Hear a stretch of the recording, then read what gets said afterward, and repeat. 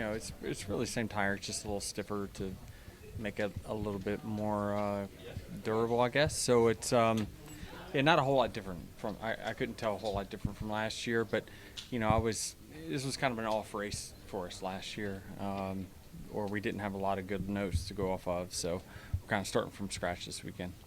And you mentioned it last year. Aside from Bell, the highest finishing Toyota was mid-teens. So do you know what the issue was coming here last year, and how did you guys resolve it? Yeah, I don't know. It looks like we still need a little bit of speed, but overall, just feel, yeah, we won't know till we resolve it until tomorrow. So, it's tough to say. And again, this race was one where I was off, to say the least, physically. So I just never really got a good feel for this track. And then I kind of wanted to get your take on Austin Hill's suspension, right?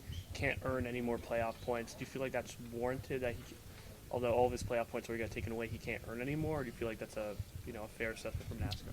Well, it always hurts when you're the first. And the idea, I think, behind the penalty is to deter others from, doing something similar to that in the same scenario. So usually, this is how it works, where it just takes one rough driving penalty to, get the field's attention, and certainly nobody wants to have the penalty that the 21 had. Should that penalty be upped if it keeps happening until you get to a point where no one does it? I don't think you ever stop people's immediate emotions or reactions. I think that's all, it's all part of it. We see football players make game decision roughing the passer calls all the time. Like, it just happens in the moment. So I don't think I think the penalty is definitely enough.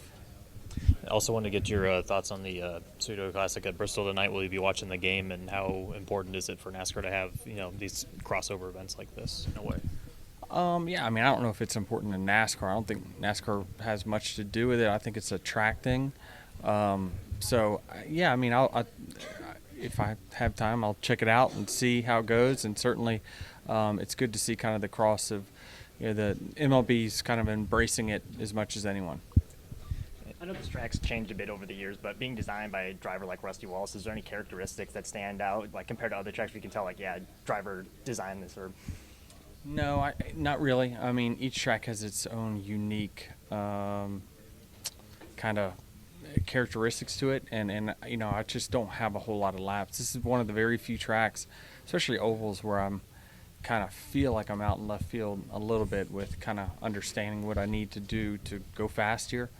Yeah, I don't know. It's different. It's certainly shaped uniquely, very similar to Richmond, but different. But yeah, this is certainly something that's important in this region to have a racetrack, and certainly the fans will turn out in big numbers. Only 20 points behind the regular season championship. How does strategy, points going for the stage points, play into today compared to like a race earlier in the season? Yeah, I mean, all the guys that were racing are kind of right up towards the front. They're all in front of me, so I need to certainly gain on them there in the first couple stages, and obviously the number one goal is to just get another win. But yeah, I just I don't know where we stand, truthfully. I really don't. Usually I know every track, and if I have a certain feel at a track, even if it's not the right feel, I know what we need to do to fix it. Here I'm just a little bit more questioning my style and figuring out what I need to do. But we need to keep those guys in touch. To Daytona, who knows with the points, anything can happen there, but obviously the work gets done in these first 25. How uncomfortable is that as a driver, not knowing what you're going to do on this track?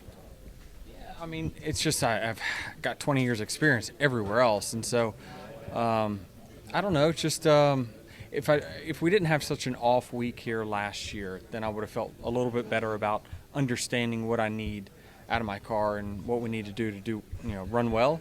But we never ran well last year, and so I just I don't know exactly what it is, but the challenges in front of us, we'll see. Bubba said, I don't give a damn about, just being so no pressure, having won. Have you noticed any difference in him in the last, I don't know how much you've been around him the last few days, but just first time ever he's come to a racetrack knowing he's in the playoffs? Yeah, it's certainly got to be a great feeling, for him. I've only seen him one day, and that was the work day that we both had joined at 2311. But yeah, I'm assuming that he's certainly relieved, and hopefully continuing to put the work in to come here and try to get a win as well. Denny, I'm just curious, with the schedule still being worked on, do you think that NASCAR should continue to come back here for the foreseeable future? I think so.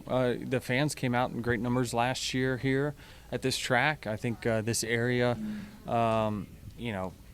whether they were saving up for this race and skip the IndyCar race, I don't know, but I think they're going to come out in great numbers for this race, and it seemed like we had a great overall experience last year. So I can follow up on that because Bob and I were here for the IndyCar weekend, and we both noticed that there were more fans for the ARCA race last night than there were. Yeah, I mean, it's tough to ask people to just buy tickets and buy tickets and buy tickets to every single race. Even if I'm an avid NASCAR fan, I mean, I'm not going to attend every single motorsports race that comes to my local track. When I was a fan at Richmond, we went to the Xfinity, we went to the Cup. We didn't go to anything else that came to that track.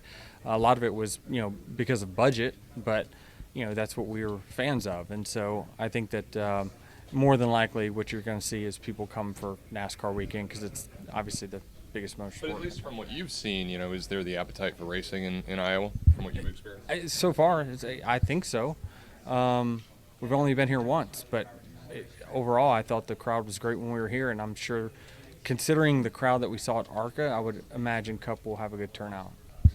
Being one of the biggest advocates for the in-season challenge last year, what were your impressions on how the challenge played out this year? Should it come back next year? What things could be improved? What things could change?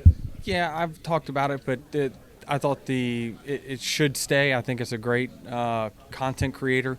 I think they need to get some outside sports outlets more involved in it. If I were in charge, that's where I would be looking at, is to try to get them more educated on it. But beyond that, just changing the tracks up, not having it so wild card. Like it certainly was discouraging for everyone that filled out a bracket after, halfway through the first race, it's done. My Place Hotels is proud to be the official hotel partner of Frontstretch. With plush beds, in-room kitchens, and pet-friendly hotels, My Place makes for the perfect pit stop when traveling. Frontstretch fans can use promo code Frontstretch to save 10% on your stay at any of our nationwide properties. Sign up for our Stay Rewarded program to get even more savings. With My Place Hotels, don't just stay rewarded.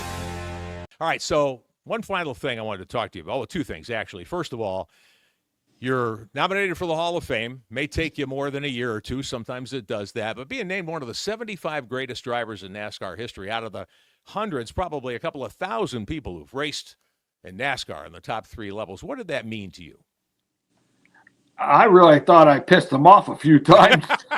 Well, I know you did that. But yeah, I know. So you're not alone in that. Yeah, I was quite surprised and very honored. I mean, that's no small task, and it's just you don't go into it when you're 18, because I had to wait till I was 18 to start.